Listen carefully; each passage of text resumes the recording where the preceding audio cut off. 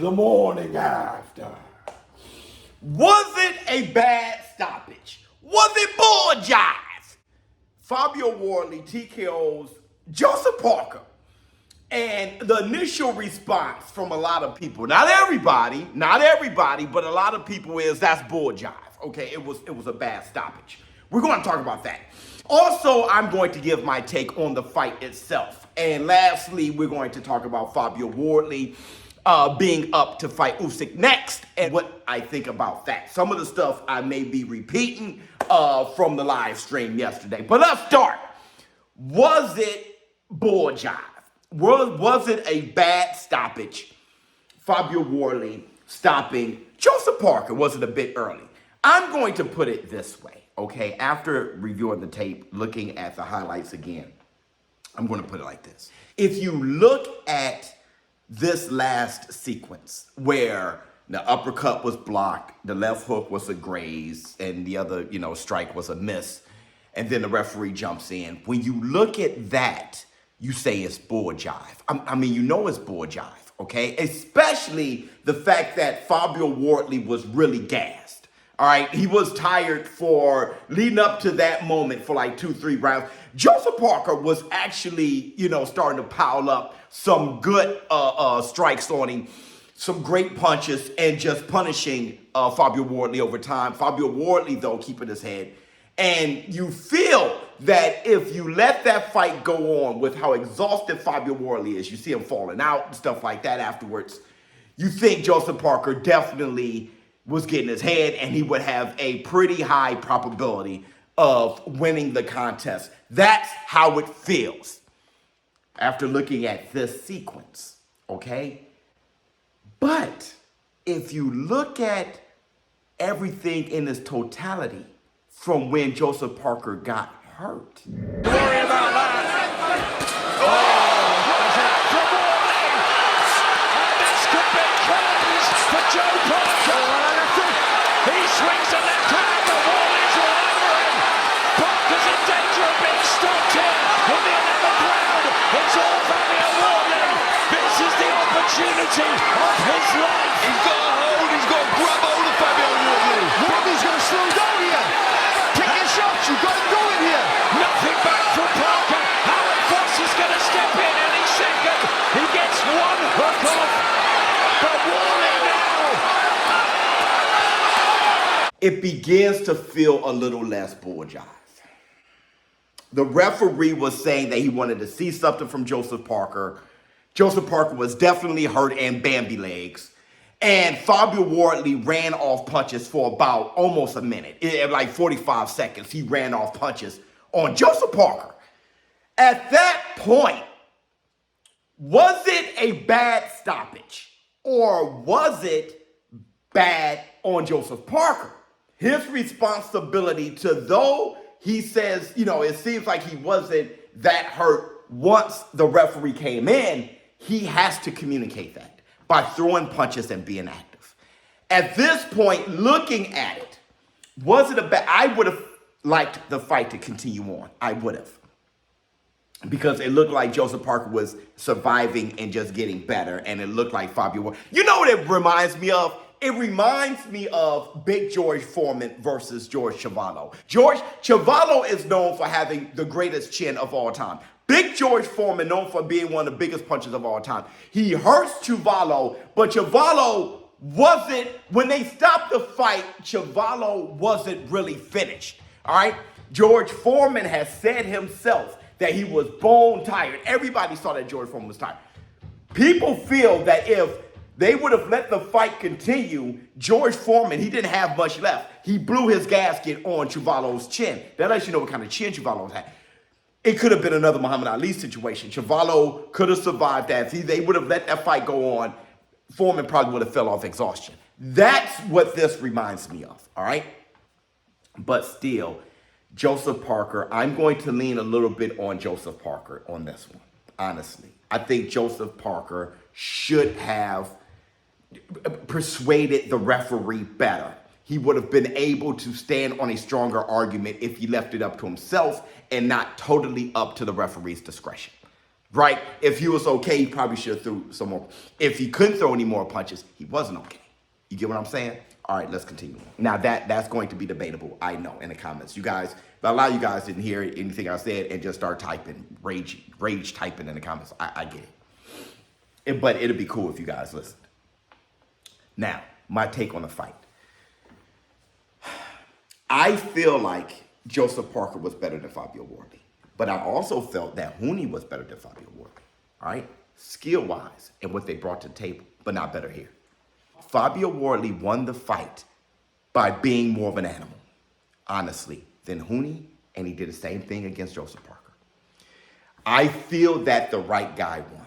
Though Joseph Parker was a better technical and skillful and experienced fighter, and it showed, the right guy won. Fabio Wardley was more than Joseph Parker here. All right, he was you know what it reminds me of? It reminds me of, what's his name, Tyler Durden, I think his name was, on Fight Club. Remember when the mob guy came in and he had a gun, he had to jump on Tyler? Then Tyler bested him, actually, by just being more of an animal in his face. You don't know where I've been, Lou. Oh my God! You don't know where I've been. I saw times where Joseph Parker was hurt in the fight, and Joseph Parker, he communicated that he was uncomfortable by wiping the blood away from his forehead. He was too aware of being uncomfortable. Kind of the way Gervonta Tank Davis took that knee.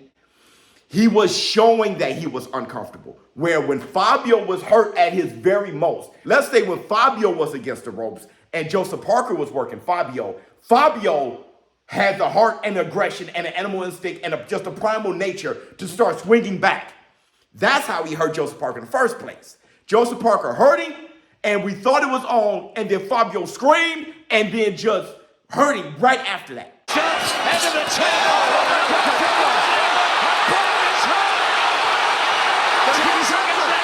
Which leads me to the fight with Usyk.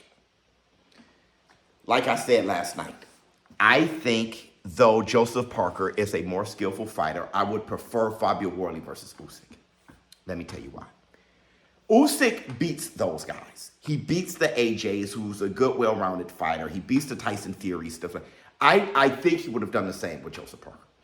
I think there's no X factor. Not a big enough X factor in Joseph Parker, and that's my guy, not the down talk. But not a big enough X factor than there is with Fabio. You know that the fight isn't over. Usyk's going to have to practically kill that man, okay? Not to be, but Halloween is around the corner. So Usyk is going to have to constantly be looking out for Fabio's right hand and Fabio killer instinct. And the fact that he is so determined and he has speed. He has an X factor. He's not the highly skilled fighter, but the X factor. It's the reason why people were so curious about Usyk versus Wilder, and Wilder's closer to Wilder's prime. That X factor. Because of that, I don't see Joseph Parker being capable of outboxing Usyk for 12. And I don't think he has enough of a punch to discourage Usyk or to stop Usyk. You get what I'm saying? But Fabio has a certain, he's here, but he has this home run X factor on top of a desire and a will to win that you're going to have to completely convince this guy. I'm talking about you can't convince him. You can't argue with him. He can't be reasoned with. You have to knock him unconscious. And I think that is the type of guy that is more dangerous for Usyk. Let me know how you feel in the comments below. ShowBizz, don't. I told you guys, trick or treat for us is today.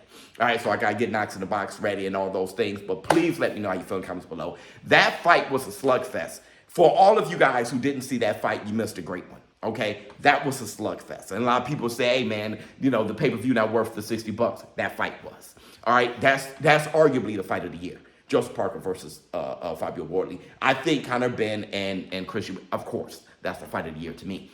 But along with the Terrence Crawford Canelo Álvarez, this is an argument. All right, I'm out. Huh.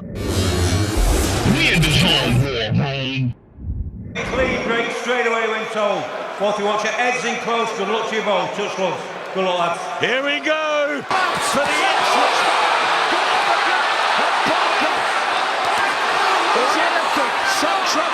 but again he shows a good chin. Uppercut for Wardley. Crowd on their feet here around us, and it's all Fabio Wardley. And Parker's going home. 40 seconds left in the second. Compelling, living up to all expectations. You don't know which way this is going to twist next. Combination from Parker. Wardley just stunned and back on the ropes here. So be careful, I believe Wardley turns his body to put it on right hand. And it is the final fest in the heavyweight division that we wanted. Parker gets back, good shot. Left hook to Wardley. A minute to go in the 9th round. And Joseph Parker is finding the hooks here to unsettle Wardley. But remember, Wardley will be dangerous. Big left hand. Parker takes it. Stunning stuff. End of the table. And Parker's hurt. 10 seconds left in the round. And now it's Wardley who has Parker rocking and rolling. Oh my word, this is sensational. Ben's gonna come and save Joe Parker. Too late to worry about that. From Wardley. And this could be curtains for Joe Parker. He swings a left hand, but Wardley's all over him. Parker's in danger of being stopped here in the 11th round. It's all Fabio Wardley. This is the opportunity of his life. He's got a hold, he's got to grab hold of Fabio Wardley. Wardley's going to slow down here. Pick your shots, you've got to go in here. Nothing back from Parker. Howard Foss is going to step in any second. He gets one hook off. But Wardley now. It's Fabio Wardley with a seismic shock in one of the great heavyweight battles. The winner by way of technical knockout, still undefeated and new WBC